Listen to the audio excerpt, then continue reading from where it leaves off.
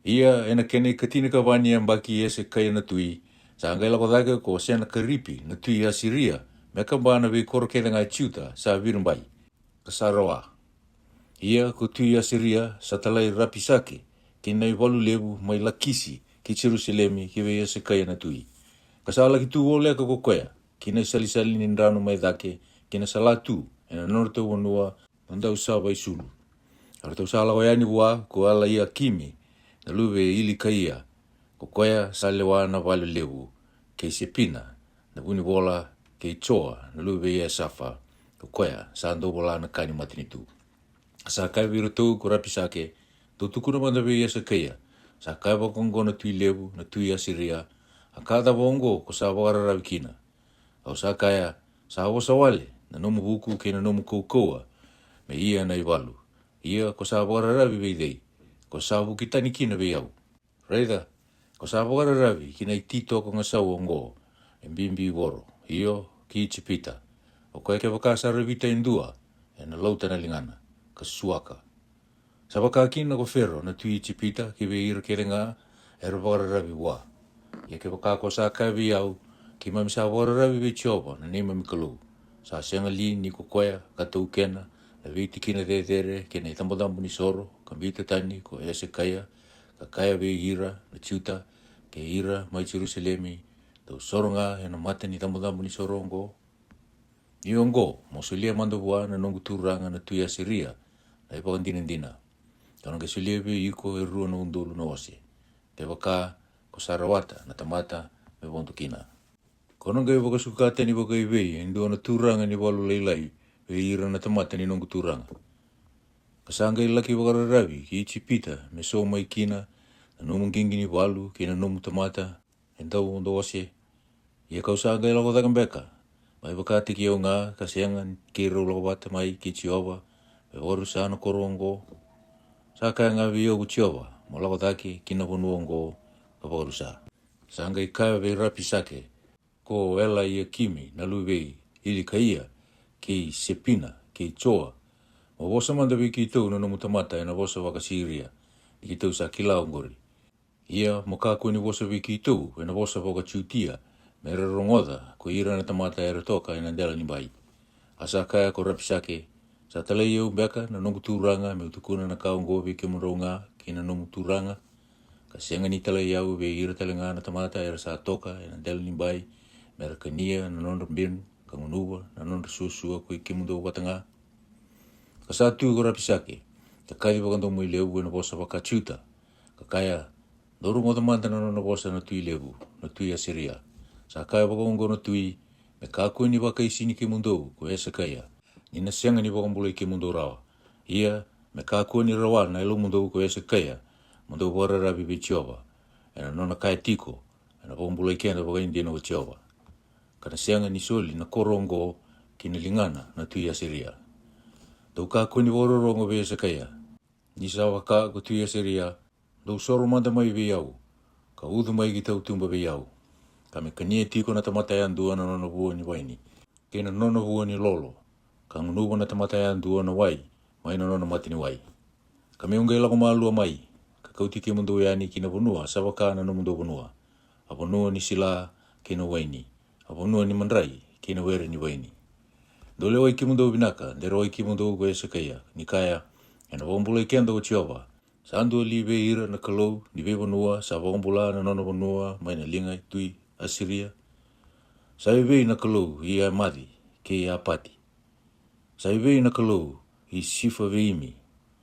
Era sa wambula i Samaria li, mai na lingangu. O de ve ira kere na kalou, ni ve vanua ngori. Era sa wambula na nono vanua, mai na lingangu. Me sa wambula i Jerusalem kina ko chiova, mai na lingangu. Ara sa ngalunga, ka sianga ni tabuta bua indona bosa. Ni sa wakaungo na i wakaroa ni tui. Tau kaku ni bosa bua.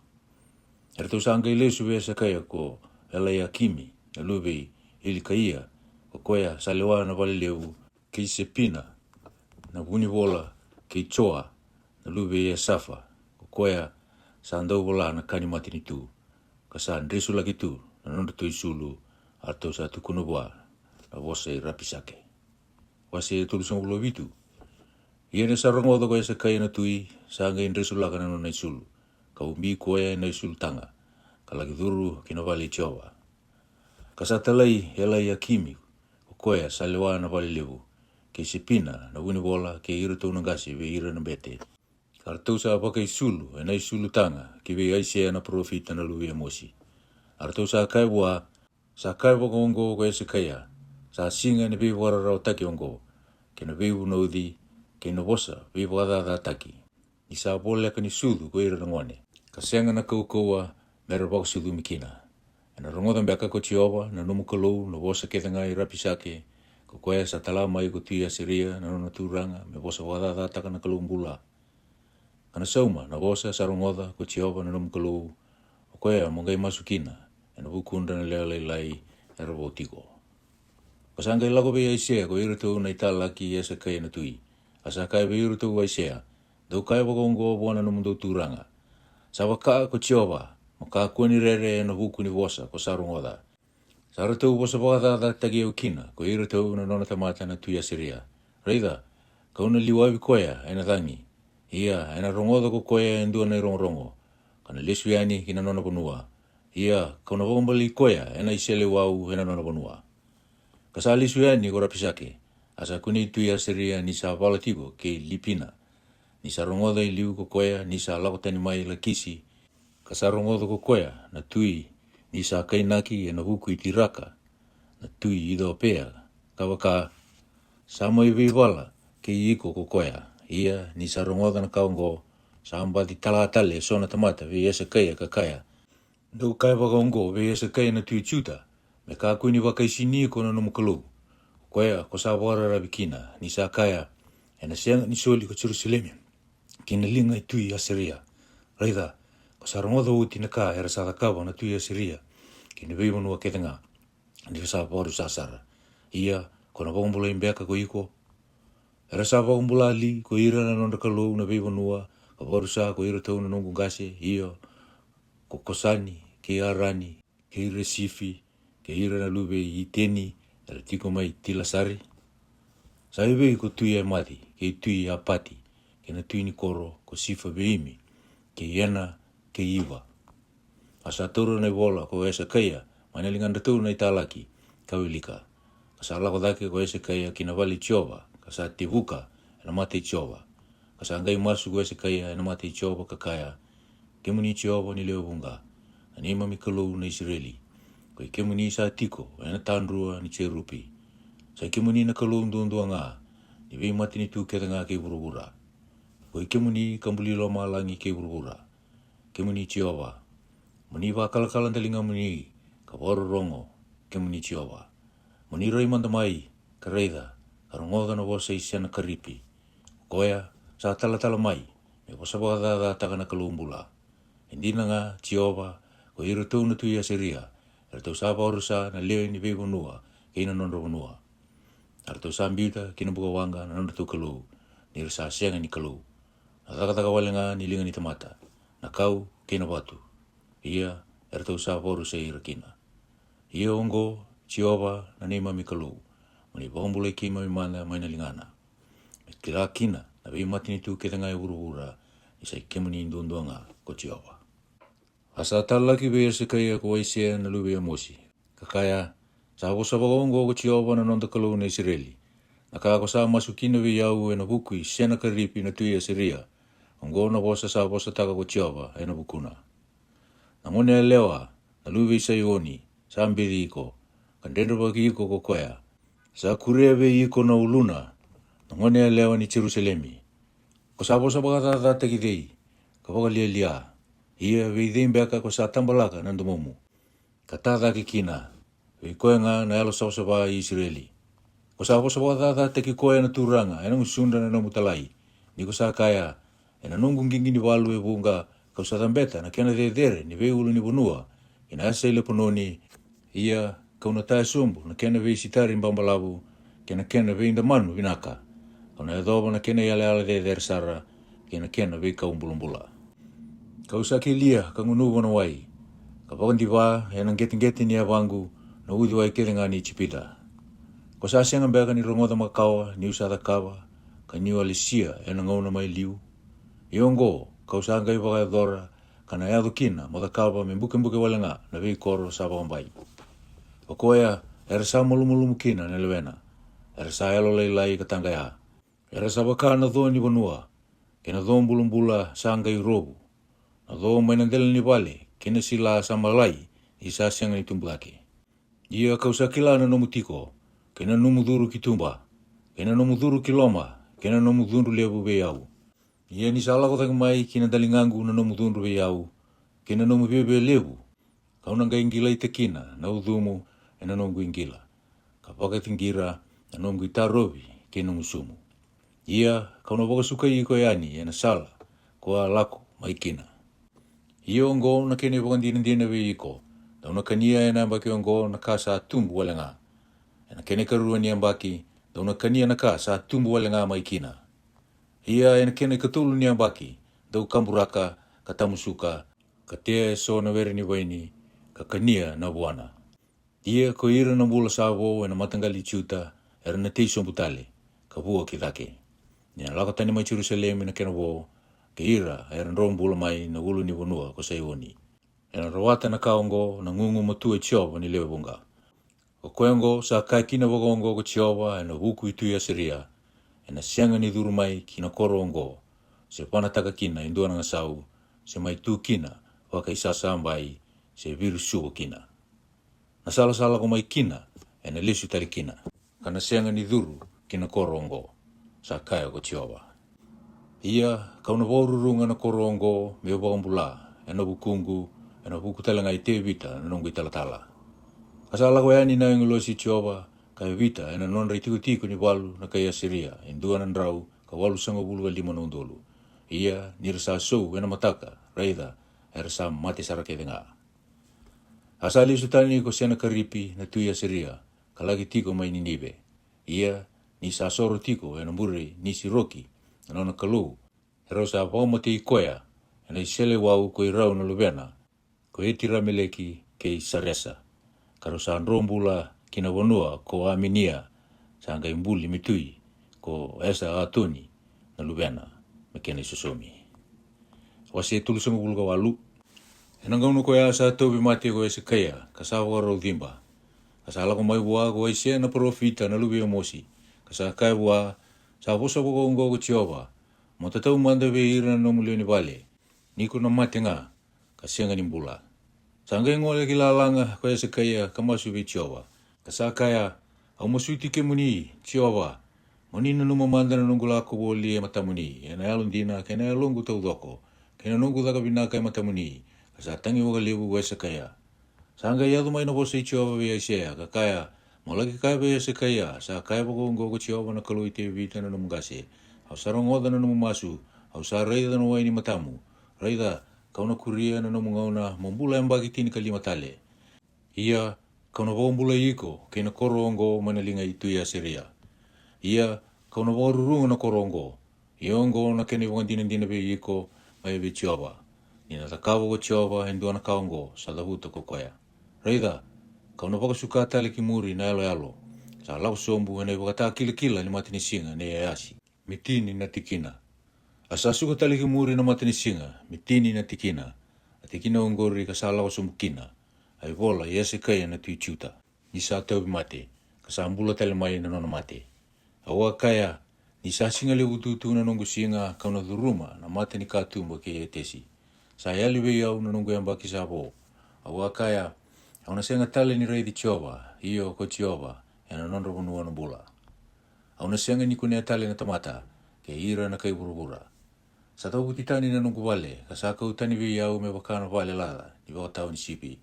Au sa andu tia lai vina nungu mbula me wakana noana wa, andau tali sulu. Sa andu tia yau tani ko koya, maina musu ni ka ni tali sulu. Kunina wako tia na nungu mbula e na mataka kambongi. Awa waka sama kotonga ka mataka mai, ni na musuka wakana lai woni na suingu keve. Kunina wako tia na nungu mbula e na mataka kambongi mai. Awa tangi me wakana kakambade, sena mbelo. Awa tangi wakararawa me wakana rube. Sa woda na matangu e na raiki dhake. Kemuni Chiova, ka usambi takisara. Manibu ke au mai. Atawa me ukaya, Sa bosa mai vi au kukwea. Ka sa bagai dora talanga kukwea. Au na lako maa lua tiko ena nungu bia mbaki kedenga. Ena vuku ni rarawa ni alongu. Kemu ni tioba. Ena kawa kongo era mbula kina na tamata. Ia ena vuku ni ka kedenga ongo sa mbula na alongu. Kemu ni na mbula iau meu sa mbula kina. Reida sa vuku na nungu rarawa meu bakadengu. Ia ko alomana na alongu ka mbula mai na ikeli ni rusa. Ni kemu ni sa ambiuta kinta kumu ni na nungu i balabala da kedenga. Ina sianga ni wawini vinaka vi kemu ni na imbulumbulu. Se paka daudau teki kemu ni na mate. Ko ira sa ala ko sombu. Kina ikeli. Era na senga ni nitaka na numu wosa nina. O koe sa ambula, io o koe sa ambula. Ena wawini vinaka vi kemu ni. E wakate ki au ena singa ungo. Ena tukuna ko ira na gasibe ira na ngone na numu ni wosa nina. Sa mai wakarau ko tioba, me wakambula iau. Ia na nungu sere, enda na ia pate kina ngiri. Ena wali tioba, ena visinga ni nondambula. Ia saka ewa tiko isia, mera kauta indua na imbuli lolo. Kamatana kina na kasi, ena nga imbula kina ko koea. Asa kai talanga koe se kaya, adhawa na kene wakan dinindina, ni na lako dhake kina wali tioba. Wase tulu sungulu diwa. Ena ngono koea ni sarungoda ko mero taki paletani, na tui papiloni, na lube paletani, ni sa tewe mate koe se kaya, ka ambula tale, sa ngai waka uta buana i bola, kena kani loloma.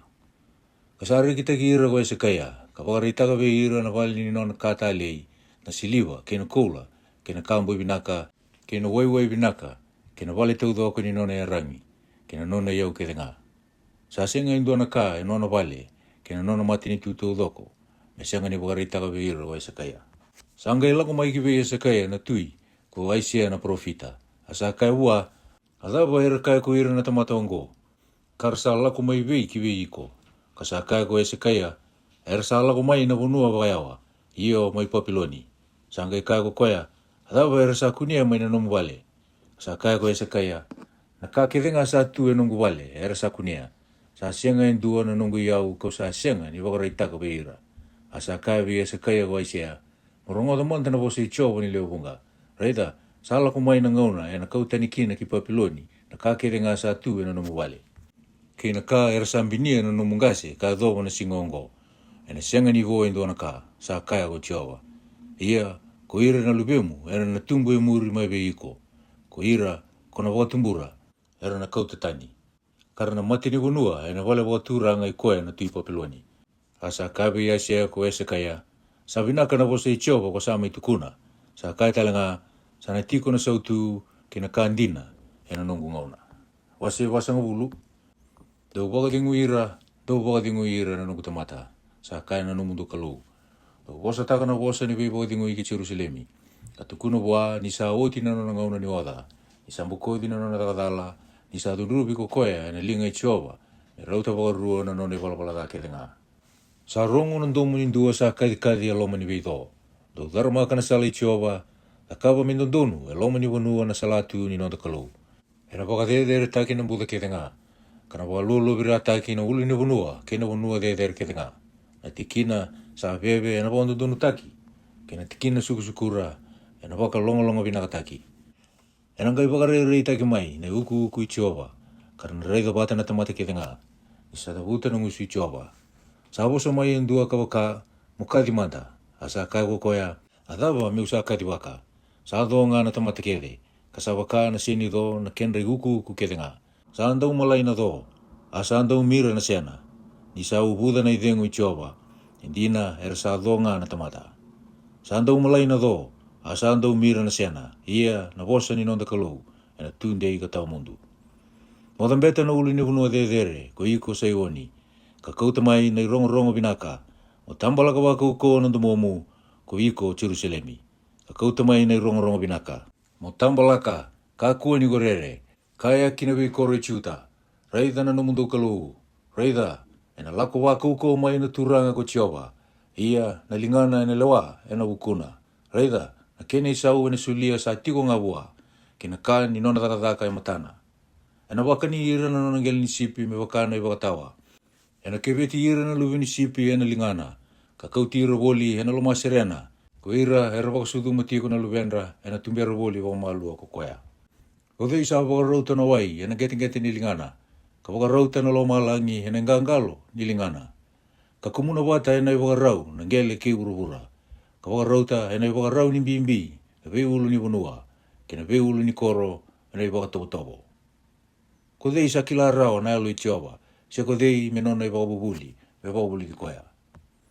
E rau sambo se wata kei dei, se ko dei sa wakabuku i koea, ka wakabuli ki koea e nei wala ni lewa, ka wakabuli ki koea me buku, ia ko dei sa wakatakila buana sala ni buku. Reida, na vei mati ni tu sana numi, me rawaka e ndua na mati ni wai, e na itakitaki, ka waka na kubu ni so, e nandari ni wakarau.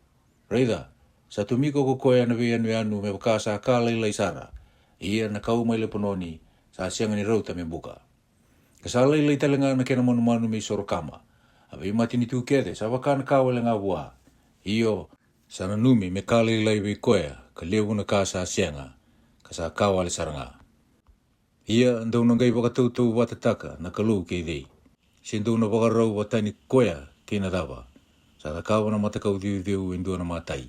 Ka ndua na matai ni kola, sambutana ina kola. Ka sa ambulia na kena suni dhondu siliwa. Ko koea na sa anraun ruvua ka sa ndendeta na taka i soro ungo. Sa ndingitaka na kau sa sianga ni budarawa.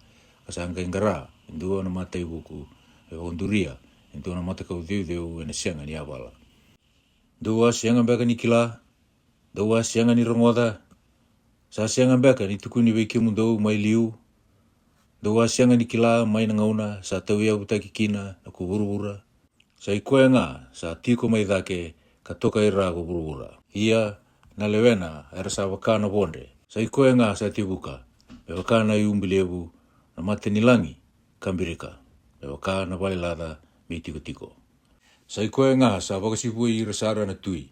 Ia ko ira na turanga ni loa kei burubura sa takawa ko koea me kawale sara. Era sianga ni teindina, era sianga ni kamuragindina, sa sianga ni teisumbudina kinangele na wakandra, ka sa ubudi ira wale nga ko koea ara sa malai. Ia na dobulada e na kautira tani me waka na ngani sila. Ia ndau na ngai wakatautau watataki au kei dei, se me kirau wakatautau watataki kei dei, sa kaya ko koea na alo sapsawa. Ndau tadake, karai ani, ko dei sambulia na kaungori. Ka sa kauta wakamati walumai na kendra i baba koso. Sa kadivira ke nga ina yatandra ka ni sa liu na nona kaukaua. Ka sa ndau ngumatu asara sa sianga indua sa yali. Atapok sa apo sa kina ko iko che kope.